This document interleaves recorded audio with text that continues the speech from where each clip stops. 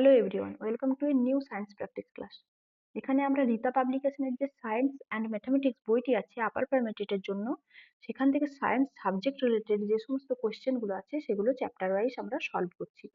তোমাদের যাদের আমার ক্লাস ভালো লাগছে অবশ্যই চ্যানেলটি সাবস্ক্রাইব করে আমার সাথে থেকো, যাতে আমি তোমাদেরকে এরকম ইনফরমেটিভ গুরুত্বপূর্ণ ক্লাস উপহার দিতে পারি। অলরেডি আমরা ফুড এবং মেটেরিয়াল চ্যাপ্টারের উপর 4টা ক্লাস করেছি। তোমরা যারা আমার সেই ক্লাসগুলি দেখোনি প্লিজ দেখে নিও। আজ আমরা মেটেরিয়ালস এর উপর বাকি যে অংশটা আছে সেখান থেকে কিছু এমসিকিউ প্র্যাকটিস করব। তো শুরু করা যাক। দেখো, আজকে আমাদের প্রথম এমসিকিউ হচ্ছে, দহন হলো কোনো কিছুকে আগুনে পোড়ানো, বাতাসের অক্সিজেনের সঙ্গে কোনো কিছুর বিক্রিয়া, মোমবাতি পোড়ানো, না বাতাস ও অক্সিজেনের বিক্রিয়া। দেখো, দহনের যে ডেফিনেশন তাতে বলা হয়েছে যে বাতাসের সাথে অক্সিজেনের কোনো কিছু বিক্রিয়া, সেটাই হচ্ছে দহন। তাহলে বি হয়ে যাচ্ছে অ্যান্সার। নিঃসরণের বেলায় গ্যাস পাত্রের ভিতরের চাপ এবং বাইরের চাপ কেমন থাকে?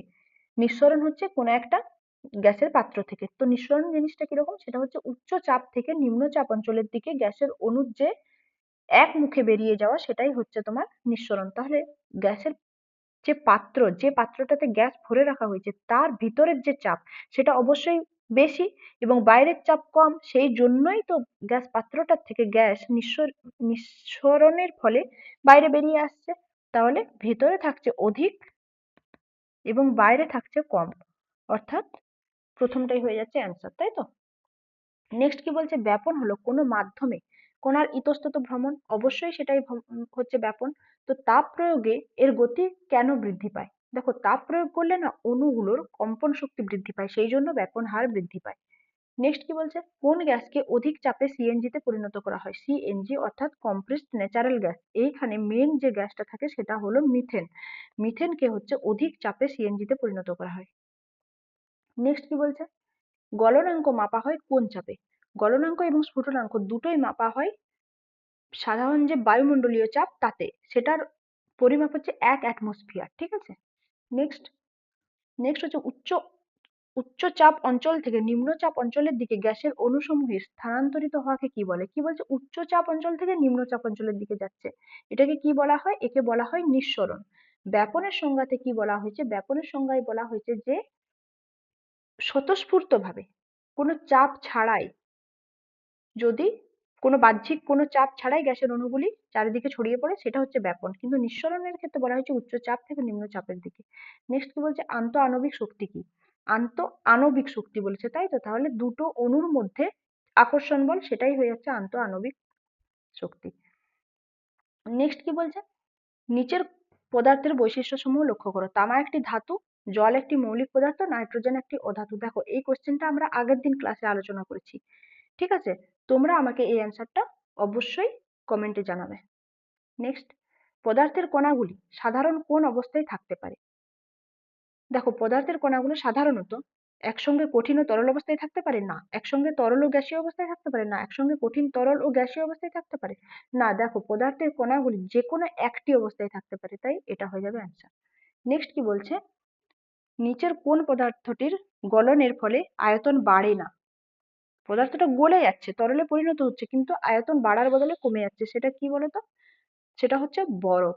বরফ হচ্ছে যখন জল জমে বরফ হয় তখন বরফ আয়তনে বেড়ে যায়, তাই বরফ হচ্ছে গলে গেলে কমে যায় আয়তনে।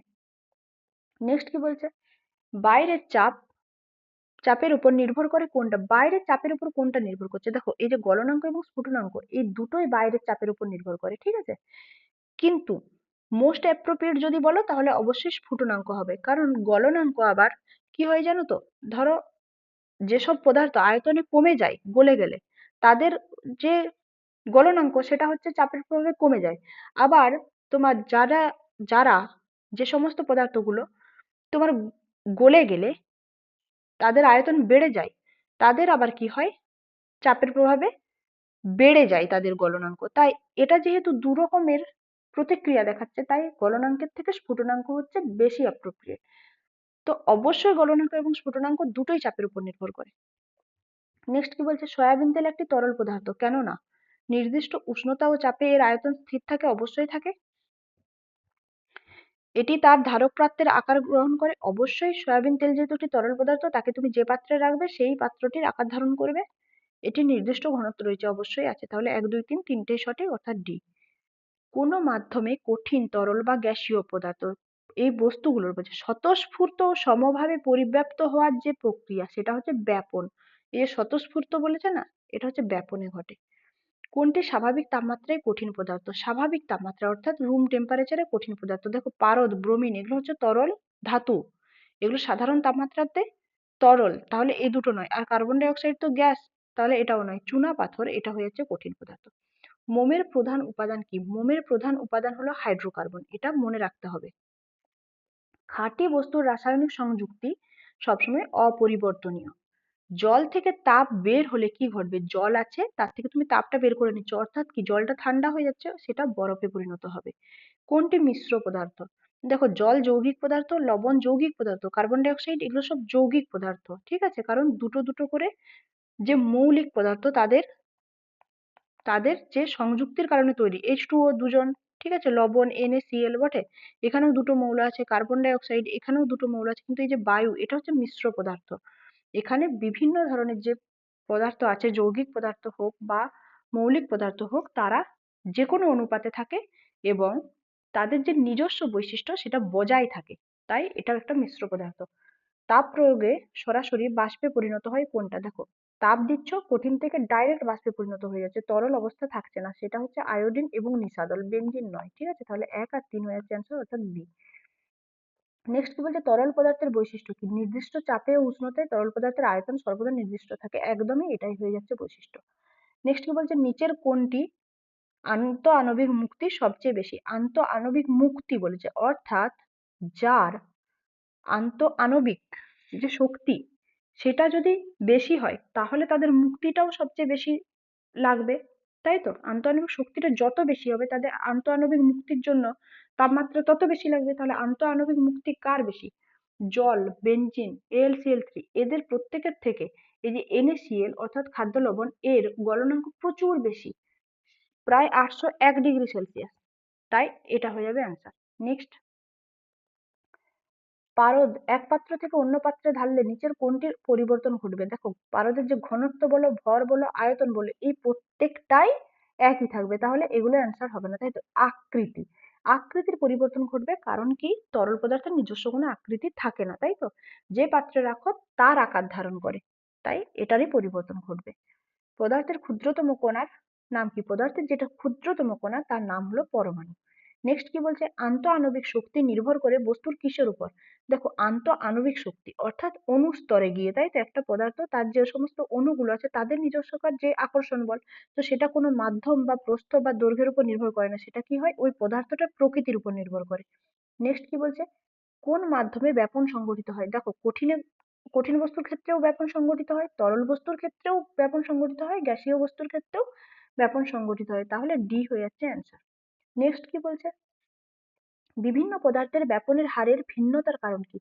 বিভিন্ন রকম যে পদার্থ আছে তাদের মধ্যেকার ব্যাপন হার বিভিন্ন রকম হয়, তার কারণ কি না? ব্যাপন হার নির্ভর করে হচ্ছে পদার্থের ভরের উপর, তাহলে পদার্থের ভরের যেহেতু ভিন্নতা আছে তাই এটাই হয়ে যাবে অ্যান্সার।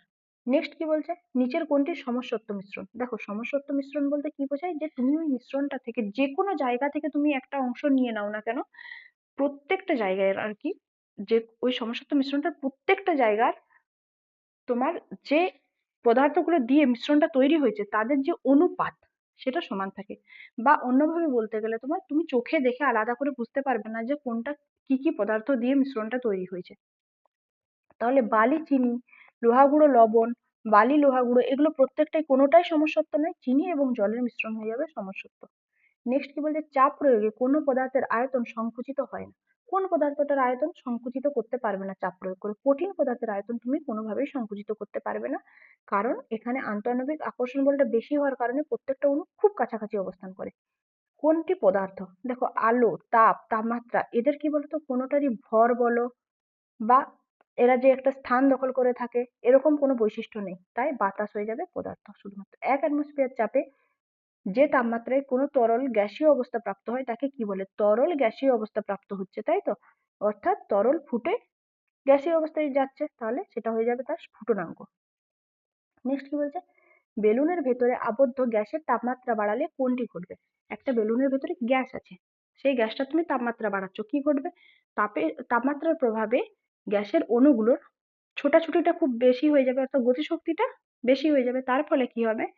বেলুনটার গায়ে সে অধিক পরিমাণ চাপ প্রয়োগ করবে, অর্থাৎ চাপ বাড়বে। নেক্সট কি বলছে? আয়োডিন উদ্বায়ী। তার কারণ কি? আয়োডিন কি নন পোলার অণু? হ্যাঁ, আয়োডিন নন পোলার অণু। তরল ভৌত অবস্থা থাকে না, তরল ভৌত অবস্থা আয়োডিনের থাকে না, এটা ডাইরেক্ট কঠিন এবং বাষ্প অর্থাৎ গ্যাসীয়, এই দুটো অবস্থা থাকে। ঠিক আছে, অধিক তাপমাত্রায় কঠিন পদার্থ থেকে বায়বীয় পদার্থে পরিণত হয় অবশ্যই। তাহলে তিনটাই হয়ে যাচ্ছে সঠিক, অর্থাৎ ডি হয়ে যাচ্ছে অ্যান্সার। নেক্সট কি বলছে? নেক্সট বলছে গলনাঙ্কের ক্ষেত্রে যে তাপমাত্রায় কঠিন থেকে তরলের সৃষ্টি হয় তাই গলনাঙ্ক। হ্যাঁ, কঠিন গলে তরলে পরিণত হচ্ছে অবশ্যই। বরফের গলনাঙ্ক 0°C, অবশ্যই বরফ 0°C তাপমাত্রায় এলে গলে জলে পরিণত হয়, তাই তো? গলনাঙ্ক কোনো পদার্থের ভৌত ধর্ম, অবশ্যই এটা ভৌত ধর্ম, কারণ এতে শুধুমাত্র অবস্থার পরিবর্তন ঘটে, তাই তো? তার কোনো রাসায়নিক সংযুক্তির পরিবর্তন ঘটে না। তাহলে তিনটেই হয়ে যাচ্ছে সঠিক, তোমার ডি হয়ে যাচ্ছে অ্যান্সার। নেক্সট কি বলছে? গলনাঙ্ক ও স্ফুটনাঙ্ক সম্পর্কে প্রযোজ্য তথ্যসমূহ নিচে কয়েকটা তথ্য দেওয়া আছে, দেখা যাক। জলের গলনাঙ্ক 0°C, হ্যাঁ অবশ্যই এটা বরফের বললে আরো মোর এপ্রোপ্রিয়েট হতো, তবে বরফ যেহেতু জলেরই একটা অবস্থা তাই এটা বলাই যায়, অবশ্যই এটা সত্যি। সাধারণ লবণের গলনাঙ্ক 801°C একদমই, আর জলের স্ফুটনাঙ্ক 100°C, অর্থাৎ তিনটেই হয়ে যাচ্ছে সঠিক, ডি হয়ে যাচ্ছে অ্যান্সার।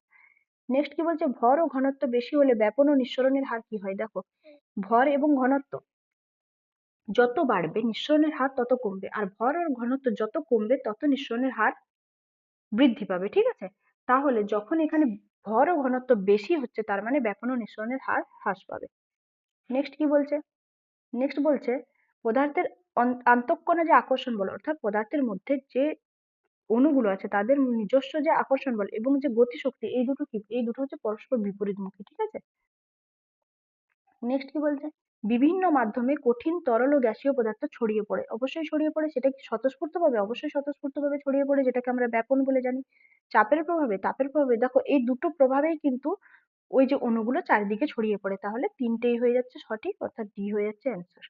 নেক্সট কি বলছে? নিচের কোনটি রাসায়নিক পরিবর্তন? লোহা যখন ঘর্ষণের দ্বারা চুম্বকত্ব প্রাপ্ত হয়, না এটা ভৌত পরিবর্তন, কারণ আবার কিছুদিন পর ওটা লোহায় পরিণত হয়ে যাবে।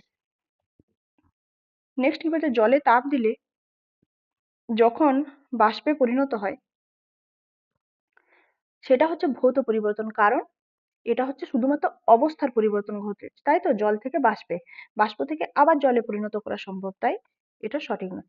এটা রাসায়নিক পরিবর্তন নয়, ভৌত পরিবর্তন। চিনিকে জলে দ্রবীভূত করা, এটা হচ্ছে ভৌত পরিবর্তন, অর্থাৎ শুধু অবস্থার পরিবর্তন ঘটেছে।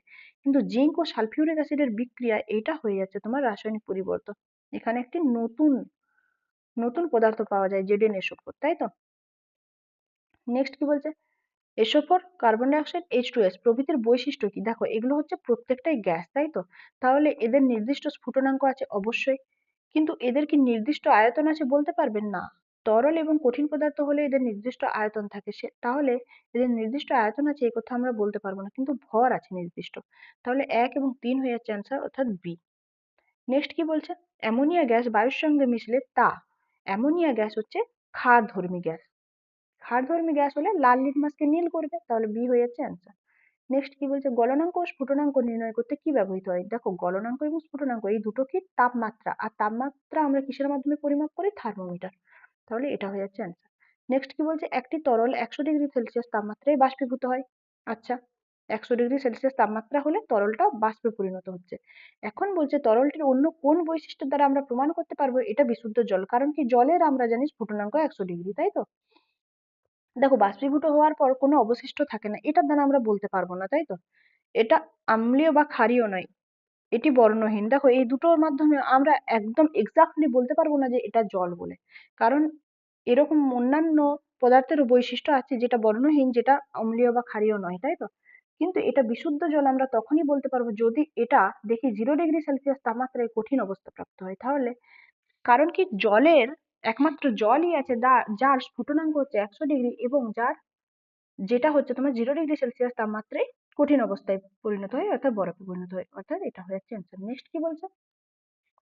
নেক্সট বলছে নিচের কোনটি প্রাকৃতিক গ্যাস? দেখো প্রাকৃতিক গ্যাস হচ্ছে মিথেন, ঠিক আছে? বায়োগ্যাস দেখে তোমরা আবার এটা ঘেটে যেও না যেন। নেক্সট কি বলছে? নিচের কোনটির আন্তঃ আণবিক শক্তি বেশি? আন্তঃ আণবিক শক্তি বেশি সবসময় যার, যেটা কঠিন, ঠিক আছে, তার। তো দেখা যাক, কেরোসিন তরল, জল তরল, নাইট্রোজেন গ্যাস, তাহলে এগুলো কোনোটাই নয়, অর্থাৎ সাধারণ লবণ, এটা হয়ে যাবে বেশি। আর এর আন্তঃআণবিক শক্তি বেশি বলে এর গলনাঙ্কও খুব বেশি, 801°C। ঠিক আছে। নেক্সট বলছে সিএনজি চালিত যানবাহনে কোন গ্যাস জ্বালানি হিসেবে ব্যবহৃত হয়? সিএনজি অর্থাৎ কম্প্রেসড ন্যাচারাল গ্যাস। এতে কি থাকে বলতো? Mainly methane. নেক্সট, তাপশক্তির প্রভাবে গ্যাসের কণাগুলির ক্ষেত্রে কিরূপ পরিবর্তন ঘটে? গ্যাস আছে, তাতে তুমি কি করেছো? আরো তাপ দিচ্ছ, গ্যাসের কণাগুলোর কি হবে? আন্তঃআণবিক শক্তি বৃদ্ধি পাবে, গতিশক্তি হ্রাস পাবে। আন্তঃআণবিক শক্তি গতিশক্তি সমান হবে, দেখো কি হবে জানো তো? তীব্র বেগে এলোমেলো ভাবে ছুটোছুটি করবে। এক্ষেত্রে অ্যান্সারটা হয়ে যাবে তোমার ডি, তীব্র বেগে এলোমেলো ভাবে ছোটাছুটি করবে। কারণ আন্তঃআণবিক শক্তি হ্রাস পাবে, আরো গতিশক্তি বৃদ্ধি পাবে, তাহলে এই দুটো হচ্ছে না। নেক্সট কি বলছে? জীবাশ্ম জ্বালানির নানাবিধ ব্যবহার আছে, অবশ্যই আছে। কোনটি যানবাহনের জ্বালানি হিসেবে ব্যবহৃত হয়? দেখো, যানবাহনের জ্বালানি হিসেবে ব্যবহৃত হয় সিএনজি।